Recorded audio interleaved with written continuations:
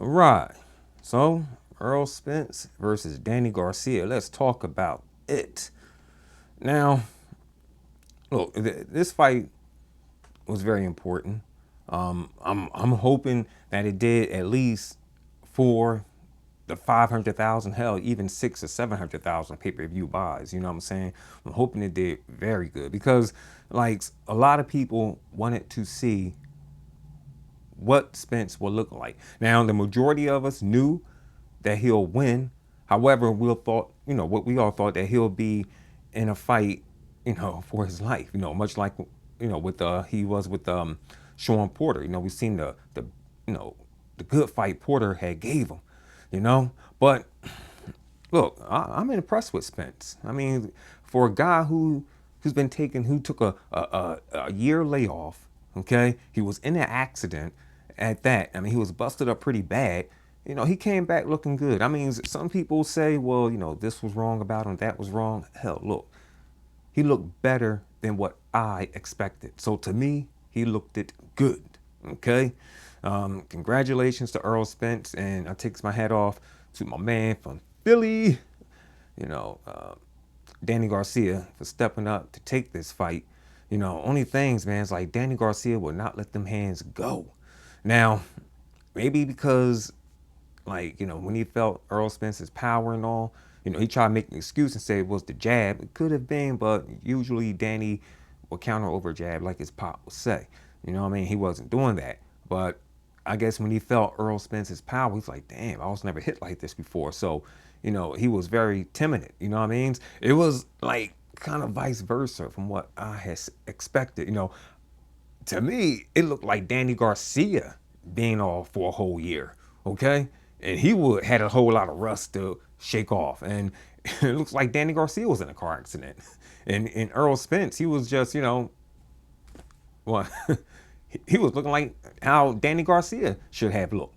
Okay, I mean, man, Earl Spence came out there, starting off quick, putting on the pressure, pushing Danny Garcia back. You know, um, I'm thinking like, well, down the stretch, Earl Spence will tire out, and I guess Danny Garcia will pick up. From there, it was almost like watching Teofimo Lopez and Vasil Lomachenko. Lomachenko waiting for Teofimo to, tire out. But no, that wasn't the case because Earl Spence, no, he didn't tire. Not that I didn't see.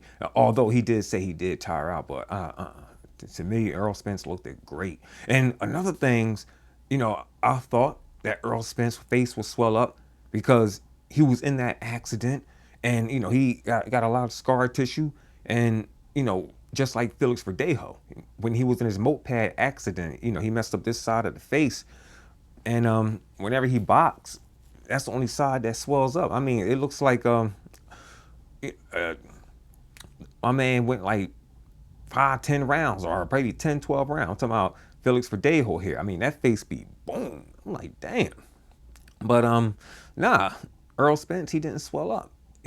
Like I thought he would. Hell, it looks like Danny Garcia suffers from a whole lot of I mean, scar tissue. My goodness. I mean, yeah, he looked beat up. Okay. Well, hey, look, it was a great fight. Danny Garcia, he did what he had to do. He had his moments in the fight.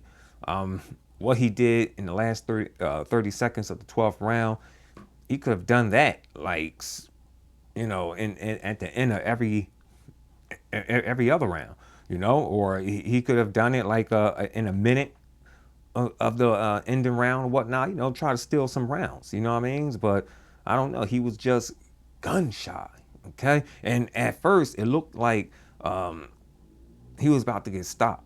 I'm sitting up here watching it. We was like in the seventh round, and how Danny Garcia was just all up on the ropes. He wasn't firing back, and he was taking shots, and it looks like they were hurting him. I'm thinking, man, he about to go down. Either that, or he's not gonna come out in round 8. But hell, I was wrong. But hey, once again, congratulations to my man's here, Earl Spence, and to Danny Garcia. A lot, Terrence Bud Crawford was there. A lot of people still want to see that fight, but Crawford, from what I'm hearing, he might be chasing that Manny Pacquiao fight and whatnot. And Errol Spence, he didn't even entertain it and everything. So now, Sean Porter said that he is Terrence Bud Crawford's, um, you know, mandatory for the WBO. Uh-oh. So, yo, Crawford, you're going to have to fight the guy. All right? Go ahead on and get it, get it on. But, like I said on Mini Max Boxing, Crawford takes on Porter and beats him, okay? The Spence fans are going to say, or the Spence fanagers, okay? The Spence fanagers are going to say, oh, well, he's going to have to move up and take on Sebastian, yeah, the tall 6'6" boxer, yeah, and then come back and take on Spence, yeah, take on Sebastian first. Now wait a minute, y'all was telling him to take on Porter first, okay? I understand Porter is his mandatory, and yes, I do agree he needs to take on Porter. All right, I mean I understand he don't have a belt, but he is Crawford's mandatory. Take him on, beat him, then what? All right, they can't say, oh well, damn, he beat Porter convincingly. Damn, actually stopped him.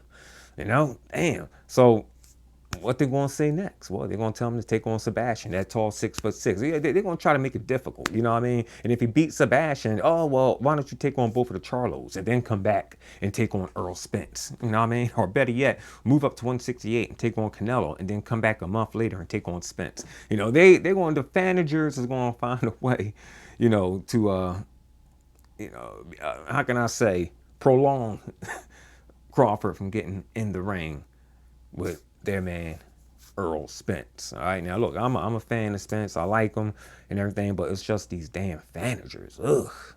So, anyways, that's my take on this. This is CMD Boxing Reports, and I'll catch you guys on the next one.